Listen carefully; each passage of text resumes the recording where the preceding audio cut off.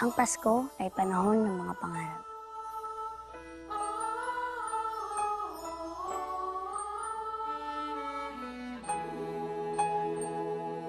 Ang pinaka-wish ko is that people will learn to practice the spirit of Christmas. Tunay yung pagbigay ng gift. It will be creative ways of showing love in every way possible.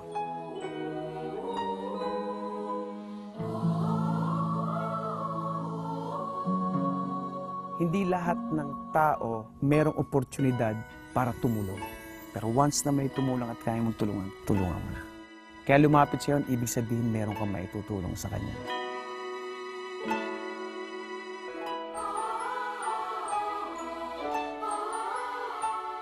Mas feel ko na Christmas na kung may snow.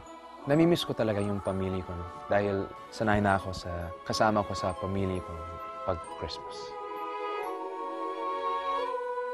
Medyo matagal na rin kami nagsa-celebrate ng Christmas ng hindi buo. Yun ang wini-wish ko, na sana, kahit man hindi ako nakarating kung nasaan ako ngayon, sana hindi na lang kami nagkahiwa-hiwa. Ang tawag sa amin ng caroling sa Samar, katsarit.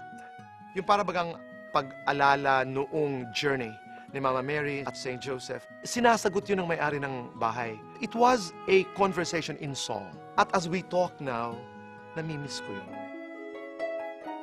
Iba yung feeling talaga pag nakakita ka ng taong nakangiti dahil sa ginagawa mo. Yun yung matuturing kong napakalaking blessing na binigay sa akin ni God. Makapagpasaya ng tao, kahit sa maliit na paraan. Yung favorite memories ko talaga every year, pag nasa audience yung mom ko, tapos may performance kami sa school for Christmas. Mag-uumpisa pa lang. Hinahanap ko siya. Tapos pag nakita niya ako, yung hindi ko malimot yung face niya, magla-light up na. Nagsisilbi ako sa mga elders. Pag Pasko, meron kaming big party. Iba yung feeling na hindi lang sa pamilya ko nasi-share ko yung blessings ko. Sa ibang tao, ang perception nila pag Pasko, kailangan maraming pagkain. Pero sa mga kapuspalad, hindi lamang naman yun ang pwedeng magpasaya. Maaaring kasi kumpleto kayo sa pamilya. Tsaka ako naniniwala na ang Pasko talaga ang sentro bata eh. Ito ko yung saya nila talaga. Na at least merong isang araw sa isang taon na maaalala nila parati growing up. Ganun kasimple ang kasiyahan ng bata. Sana mas marami pa na umunawa, na maintindihan kung ano kalagayan ng ating mga kababayan mahihirap. Kung meron akong isang wish sa Pasko, maging isa sa mga tao na parang tumulong para ma-eliminate natin yung ganitong sitwasyon ng mga bata sakali. Basta buong family ko, kasama yung mga anak ko, okay na sa akin. Yung Pasko na dadating ngayon, sana mabigay ko ng tama sa mga bata. Ngayon, mas na-appreciate ko yung pagiging kumpleto ng isang pamilya na nagkaanak ako dahil pinakamahalaga sa bata yung nandiyan ka.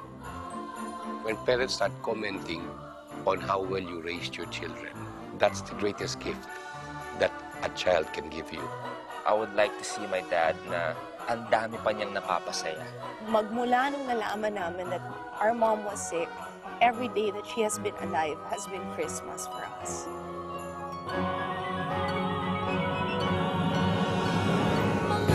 Tuwing darating ang Christmas, wala na akong ibang inisip kung hindi kaligayahan, kasiyahan, kasama ng mga pamilya. Yung mga anak siyempre, ng blessing namin. Lahat sila nagpupunta sa bahay. Masaya sa pamilya namin dahil malaking party. Pati hindi ko pamilya, hanggang doon din, nagpupunta rin doon.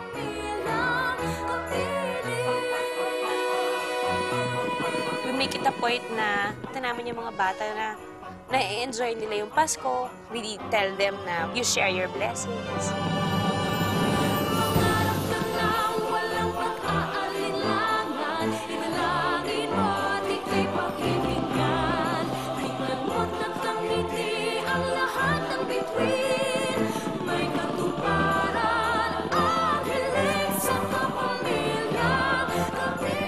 Ang Pasko is really just a representation of what life should be all about.